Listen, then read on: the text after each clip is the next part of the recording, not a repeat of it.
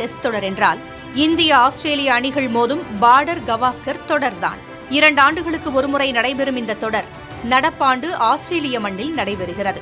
November 22ஆம் தேதி தொடங்கி ஜனவரி 7ஆம் தேதி வரை 5 டெஸ்ட் போட்டிகள் நடத்தப்படும் என ஆஸ்திரேலிய கிரிக்கெட் வாரியம் அறிவித்துள்ளது. அதன்படி முதல் போட்டி பெர்த் மைதானத்தில் நவம்பர் 22ஆம் தேதி முதல் 26ஆம் தேதி வரை நடைபெறுகிறது.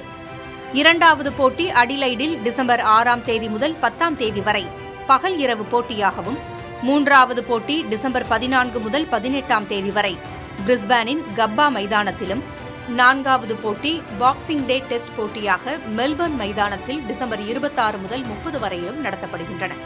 5வது மற்றும் கடைசி டெஸ்ட் போட்டி சிட்னியில் ஜனவரி 3ஆம் தேதி முதல் 7ஆம் தேதி வரை நடத்தப்பட உள்ளது.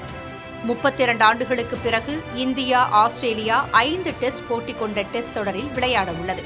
கடந்த ஆண்டுகளில் பார்டர் கவாஸ்கர் டெஸ்ட் தொடர் 4 போட்டிகள் கொண்ட தொடராக நடத்தப்பட்ட நிலையில் ரசிகர்களின் கவனத்தை பெற்ற தொடர் என்பதால் 5 போட்டிகளாக உயர்த்தப்பட்டுள்ளது. கடந்த 8 ஆண்டுகளில் நடத்தப்பட்ட 4 தொடர்களையும் இந்திய அணியை கைப்பற்றியுள்ளது. நடப்பாண்டும் வெற்றி பயணத்தை தொடருமா இந்தியா அல்லது சாதனையை தடுத்து நிறுத்துமா ஆஸ்திரேலியா?